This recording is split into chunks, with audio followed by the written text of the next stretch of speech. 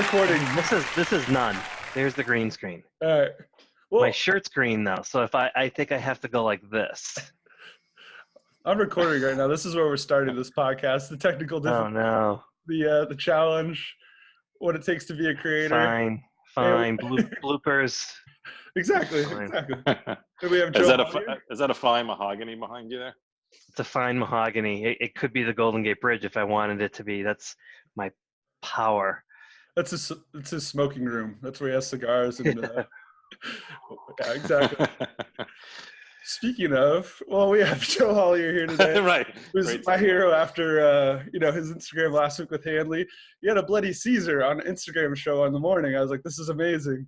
We've gone to new levels. He's the Elon Musk of insurance talk stuff. But yeah, Joe is a good friend of mine. We both work on cyber insurance quite a bit. We have a passion there. We feel like we're taking crazy pills when other people don't think it makes sense. Nick is partial instigator in the cyber insurance conversation. He's like, yeah, hackers are getting smarter. Fires aren't getting smarter. So what do we do to combat that? And this is the Insurance Nerds Attachment Point News Roundtable. And thank you guys for joining us. Thank you, buddy. This has been week one of me somewhat taking cyber seriously. Mm-hmm. Like actually looking at like white papers and stuff and trying. This is like my really first attempt to like look out there and say, what are insurers actually doing? What are they covering? What are they not covering? It is the Wild West. Oh yeah. And that's yeah, you hit the nail on the head.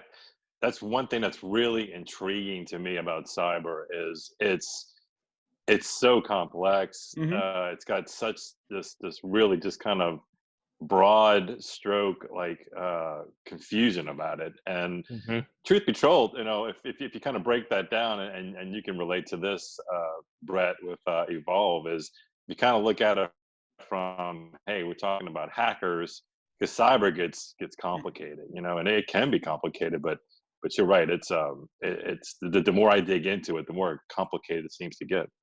I think that I'm going to give up my trade secrets right now. I'm giving up the playbook.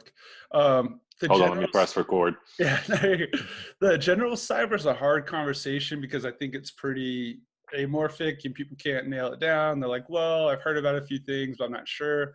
But I think Joe's idea, if you don't mind me bringing up, Joe, super yachts. I like the idea of medical cyber and hospitals. I made a couple of those phone calls. I think targeted cyber is going to be where we can kind of break in a little bit, and then we'll roll into more general cyber later. But Joe had a recent win. I mean, it's a small thing, but right now we, myself, we have one other surprise guest next week to talk cyber. We rap about it a couple times a week on LinkedIn Messenger and look at different opportunities, different programs. But yeah, Joe, you recently wrote a CPA, right? I sure did. And, that's just part of it for me to understand the policy side, kind of, Nick, what you're talking about, because the policy forms are interesting. How you can stack coverages are interesting, and they're pretty universal, and I think when it comes down to when you're looking at, a CPA risk versus a maritime risk, you just kind of, you look at, okay, what are maybe the top three facets that you really need to be concerned with for your business plan or your business strategy. But the more I get into this, man, I'm starting to realize that the education side of it and the awareness side of it, it's important, but it's creating that plan that's going to maintain a diligent kind of aspect to what you're doing, because it's easy to get away from that regardless of how aware folks are. But yeah, I wrote a CPA. The accountant, the lead CPA who was my contact on that, he was actually really well versed in cyber. He and I talked about it probably a year ago, and I knew nothing about it. And I said, look, I don't know much, but I know this much. You have a lot of people's personal information. And, if that's breached, if that's exposed, you're going to have a lot of answering to do. And that's all I really knew about it at the time. And he's like, yeah, well, and he asked me like this string of questions about cyber coverage. And I'm like, I have no idea who even writes it, and I had one carrier at that time who was offering it, but she really didn't know a whole lot about it either, the rep. So, but that's been the really fun, interesting part, is digging into what it all looks like on paper and translating that and making it a simple, absorbable way to for the client to understand it a little better. And I think the best programs are kind of three-parted there, have the upfront, maybe system scans, which I have mixed emotions about, because a lot of times I heard you're just scanning back to Amazon web servers, whatever else. You'll have people who protect the emails, people who protect the browsers, phishing tests. That's all sort of preemptive.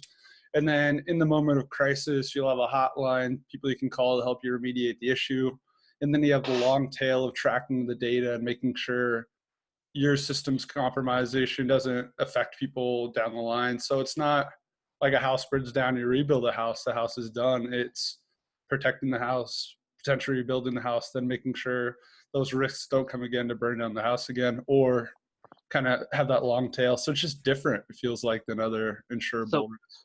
So Yeah, are you saying part of the insurance policy is the risk prevention? Mm-hmm. On the good ones. Not every, and carriers are totally different, right, Joe? I mean, you'll come across some that are just funds if there's an issue, but I think the coolest companies will do, risk prevention, email blocking, all that. Yeah, what I'm finding, especially with the one I just wrote, policy that I wrote with the CPA, is they have a suite of services they really market that are free to the client that involve vulnerability testing, systems phishing, email phishing, but it's like 5 different preventative measures that you can immediately install and use in your organization that can certainly be useful and practical and effective on the preventative side. The coverage is the quality coverage there, but they're also really pushing the preventative side, which I think is smart, and it's going to hit home with a lot of folks. It's almost like buying a fire policy and they give you like rooftop sprinklers and clear brush for you or something. Yeah. And you'll appreciate this too, Nick, is whereas the traditional hazards or perils, like fire and wind and flood, you can model for those things. How do you model for cyber? How do you create an ecosystem where you can start predicting these things? And it's really, it seems impossible now, but the more intelligent cyber threat intelligence develops, I think you're going to have more communication in real time to maybe, even if it's not a lot of time and a lot of modeling, get ahead of a major attack.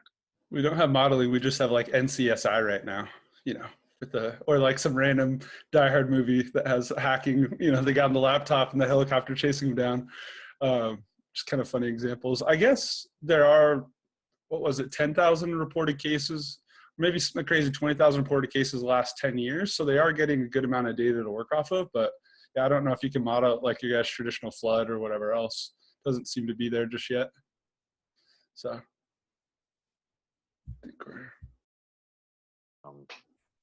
I like it. Thanks for sharing that. So you can do that through Zoom. Sorry about that. Looks like it might have still been recording. Maybe we got hacked. We're talking all the cyber stuff. Yeah, I have a lot of. I got a feeling with all my tweets, and I have a contingency of people following all my credential content. I do worry about that a little bit. We either have some really cool blooper, or you can put in like, and this is the section where Joe and Nick talk about how to set up a green screen. Right. Well, see, this is an experimental day. We even had the soft start, Yeah. Right. Yeah. So I'm curious, Joe, regarding cyber. What's the cyber risk for Marine? Well, the cyber risk for Marine can essentially be what it is for a lot of businesses. I mean, first and foremost, you probably have fund transfer or data breach. When you're talking about, I'm going to jump for a minute to super yachts. So you're talking about very, for the most part, wealthy folks who are traveling from place to place, port to port, city to city, and often they're transferring large sums of money from place to place. That is a fund transfer can take effect, or a cyber attack on a fund transfer can kind of go down like this. You can have, whether it's a crew member, a captain, or just a staff member, or even a guest on board, clicks onto an email that allows somebody to hack into their system, or get into other emails that are within that system. That malware can lay dormant 3 to 6 months, and it can monitor, copy, replicate email that's going from, say, the captain to the CFO, or Mhm. from the owner to the CFO.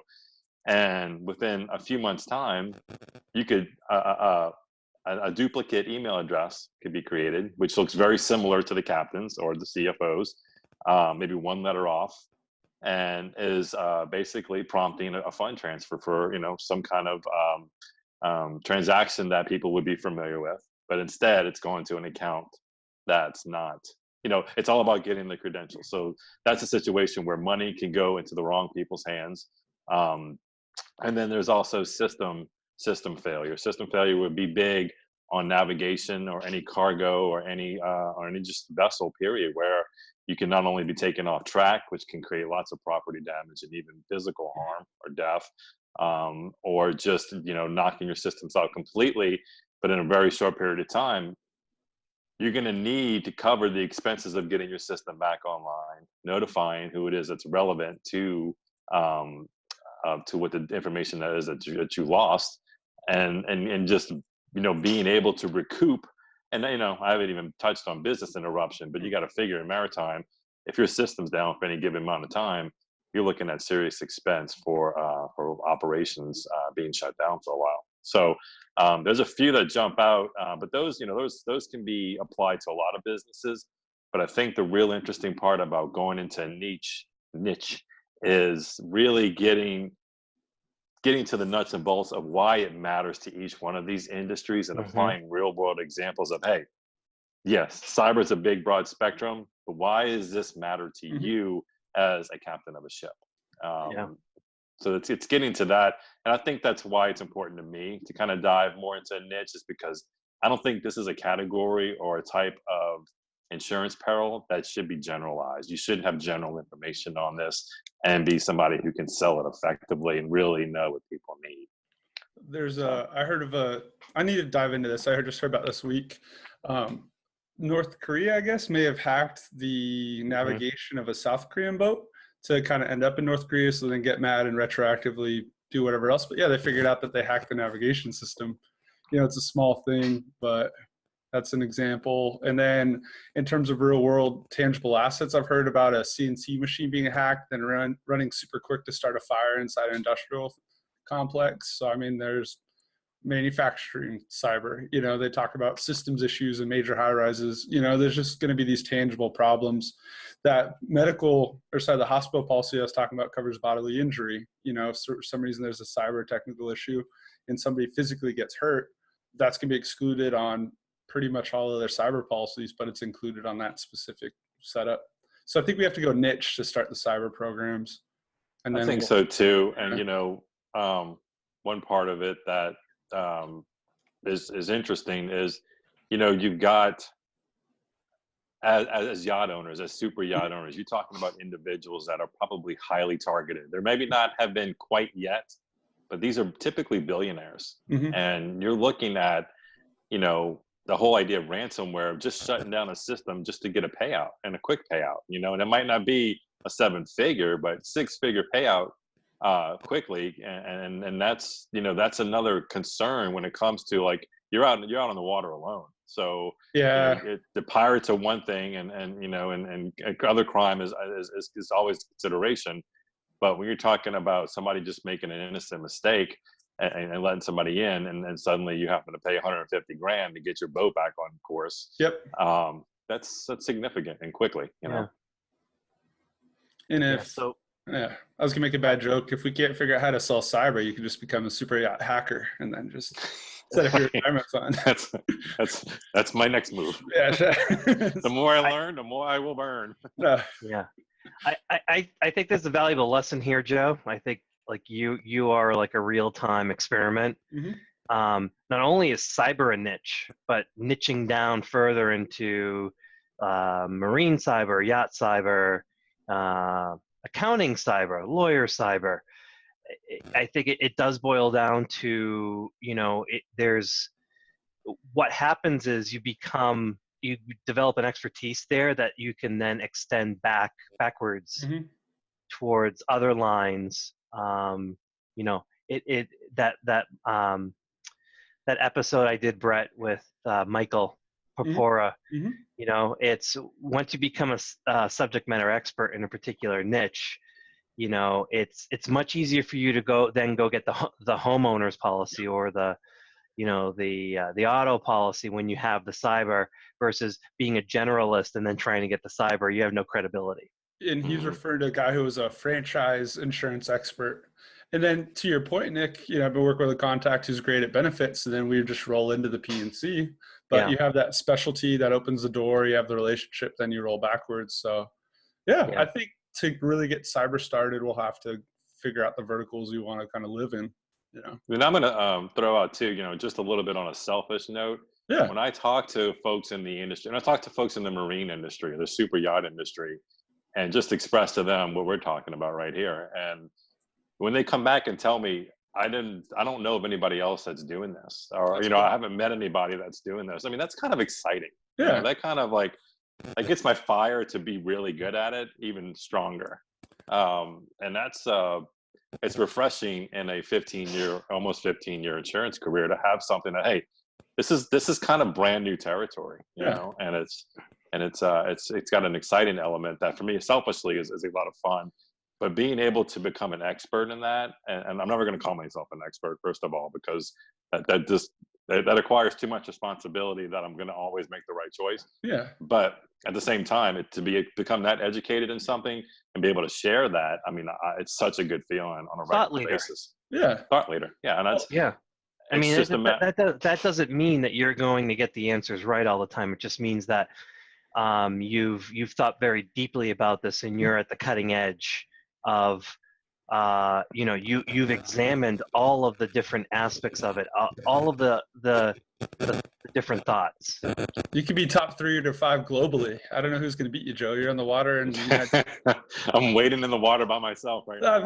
I bet they're, it's funny. But I bet somebody in China's working on it. Somebody in Italy is working on Sure. this. That's really cool, and I think that is a lot of fun. So, in And your I owe a lot to you guys, because I'll tell you one thing. I don't know if you remember this, Nick, but it was like I looked back in our history, and it was December 1st that you and I, Nick, were exchanging emails, and I mentioned to you, I think we just got off a show, and I said it's really cool that Brett's interested in doing cyber. I said I've been really toying with the idea of digging more into it myself, and so we're talking about just over 3 months ago, Yeah.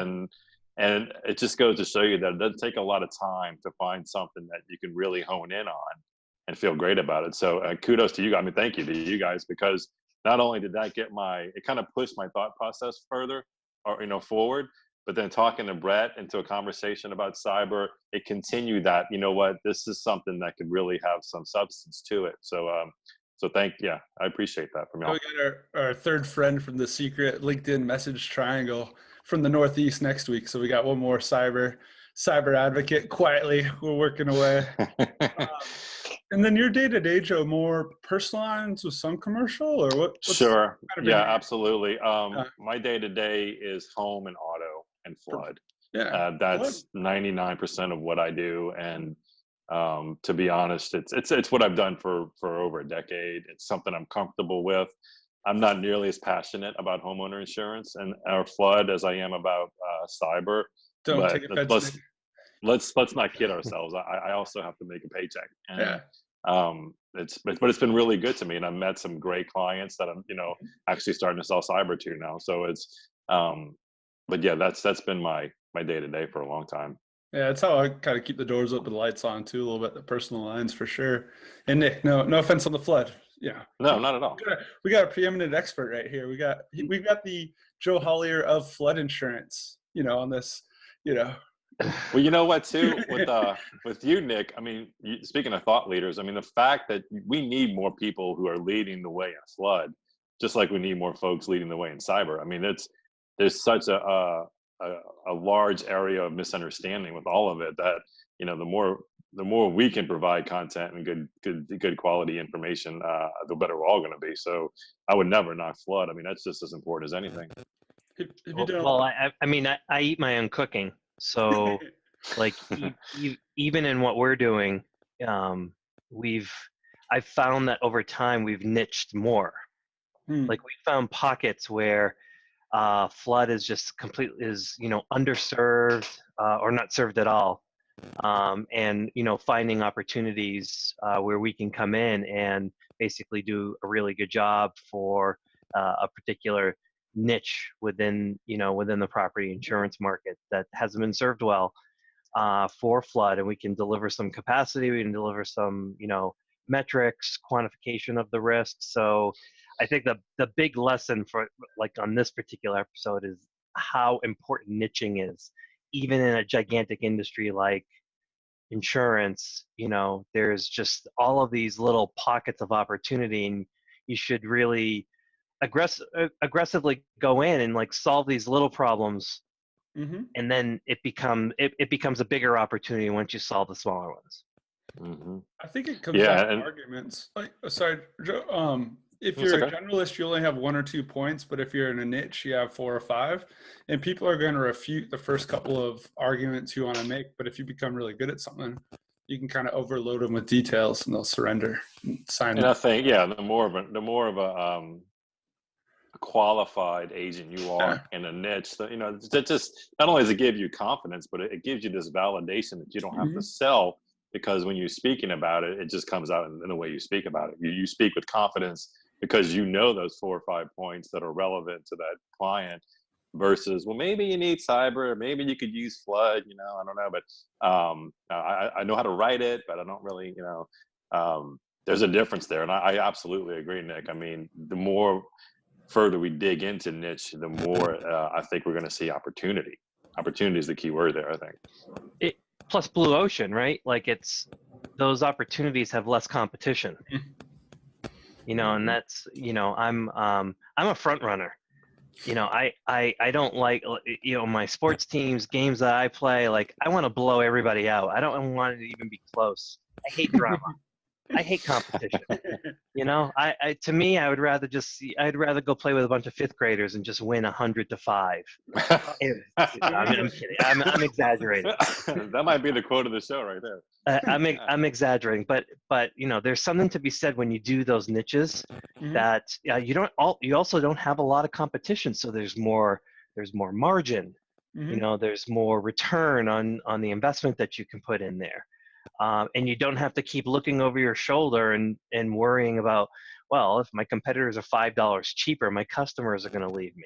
That doesn't Thank you. really happen in a niche. Mhm. Exactly. And that's exactly what I was just thinking, is like, man, you know what? One of the first things I realized as of late, I'm not price selling at all. It's not about the price. In fact, the one policy I just sold was not the cheapest, but I felt so confident in the coverages because I knew the coverages.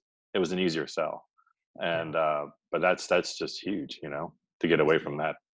I kind of joke around about winning the argument. I had a CEO that used to give me a really hard time at the moving company, and whenever I like wanted to get something done, I'd make 4 points because I feel like people's brains melt after 3. Like if you can bring up 4 facts, like they can't refute all 4 of them; they just give up and let you win the argument. I think that's kind of what's happening when you're in a niche a little bit. You can come up Yeah. with such a good story that it's like, okay, no, that makes sense. We have to go with it. And yeah, I was compared Well, to my boss to like the commissioner on Spider-Man, the one who always barks at Peter Parker. It's kind of that. I can't let Joe leave without talking about the insurance scramble. Yeah. How did that start? It's funny. It's kind of like my little baby. It's John. I met John Bachman. I think it was summer of last year, Mm. and he and I were just going back and forth. And I'm like, it dawned on me. I said, you know what? You're probably the nicest by far claims guy I've ever met, and I've never had a conversation like this. We should just jump on screen and talk about it. And he was up for it, so we started doing that for a couple weeks in a row. And what I quickly kind of understood or learned, or maybe a better words, felt, was that there's an opportunity there for people just to be who they are in this insurance community. And that was a good feeling. I'm like, you know what, this might be Uh-huh. something. And regardless of feeling down about not many people watching it, I was like, you know what, it's not about how many people watch it. It's about if it matters to the people that are Yeah. watching it and showing up. So as I kept, inviting folks on and struggling to do that, but still getting folks on, it was it just became this wonderful feeling of this is in the community. We're not talking policy coverages. We're not breaking down forms and teaching insurance. We're sharing our journeys and struggles and what's good and what's bad and Mhm. just like it puts a real story, a storytelling opportunity to what we're all doing. And I like that a lot. And I felt like it's been good for other folks. And Mhm. I get such a good amount of positive feedback that I don't want to stop. Like to me, it just feels like it's part of our routine now, and we can share and what we're doing, what we're going through. I think it creates a warmth and kind of a sense of community. I'm on the West Coast, so I don't quite make it on or watch it too often, but I do watch the rerun sometimes because it is, yeah, it's funny to think about it as a rerun, but I do watch it Well, it's late. funny. Not to cut you off, but I just want to throw this in there. I Yeah. was asked John because John was like one of my first OGs to the scramble, right? So I kind of asked him. I said, "Look, I'm thinking about moving it back to 11 Eastern, 8 Pacific, so that I can try to grab more West Coast National folks." audience. And Yeah. it's like I have friends, yourself included, that are that live further west than we do, and he's like, I think it's a great idea. He's like, you might lose me as a viewer, but I said, well, it's for the greater good, right? But Becomes the insurance brunch. Yeah. yes, right.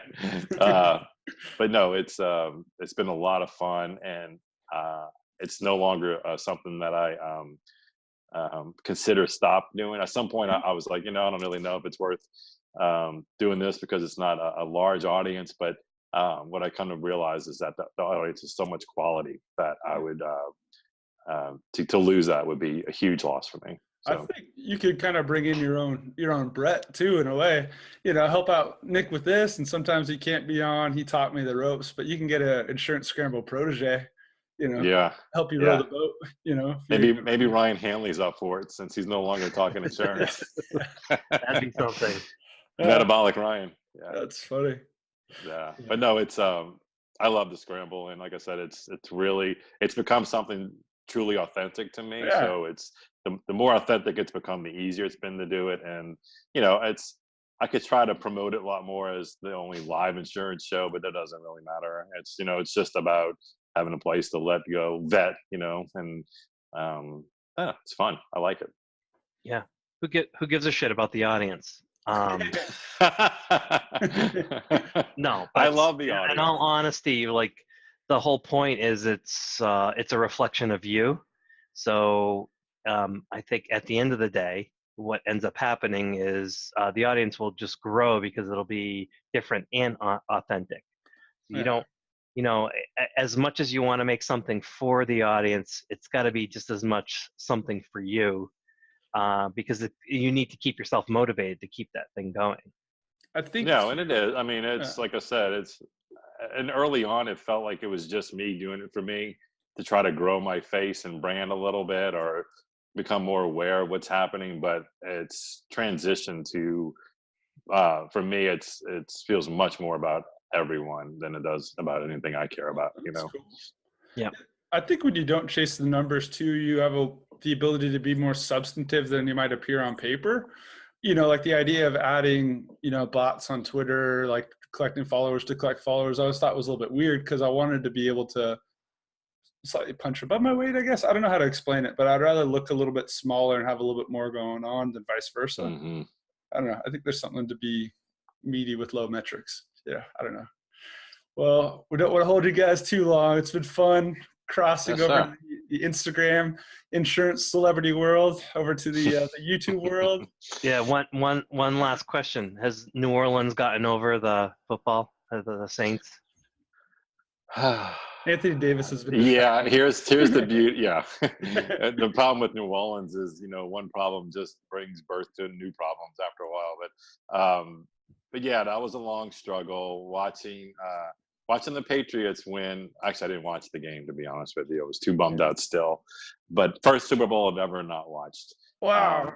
Um, but yeah, no, we're a resilient bunch, and don't forget Mardi Gras comes right after Super Bowl, so that kind of started and got going. And one thing that's beautiful about Mardi Gras and all its weaknesses and vulnerabilities, it's a lot of locals come together just to celebrate the history of it. So That's it can be a cool. lot of fun.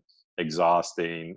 Anthony Davis popped up into the picture as a problem. So now there's been that story. Now LSU basketball is a problem because our coach has done some things on wiretap.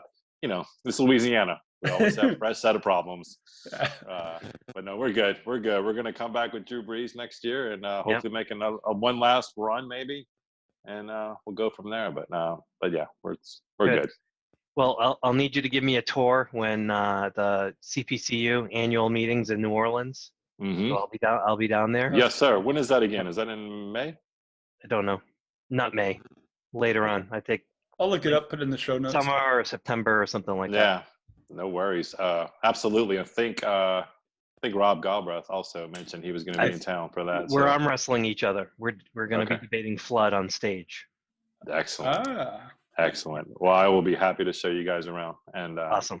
Yeah, I always appreciate seeing your faces, man. Thanks for having me today. Yeah, of course. Well, thank you, Joe. It's been a phenomenal one. Nick, thank you for joining us from your cedar cabin. Enjoy a nice cigar and yeah. So. Well, it's cedar now, but at any moment it could be the Golden Gate Bridge. You should unzip the shirt again. I'm in San Francisco. What we were giggling about before we started, just for anybody who's made it this long, you should unzip the hoodie right now, or the pullover. Yeah, you could pull a great disappearing exit. There you go. Cool. Well, guys, color shirt. That's funny. Yeah, we live and we learn. That's what it's all about, Have a great afternoon, and we'll catch you soon. Thank you, guys. Thanks. Cool. Take care.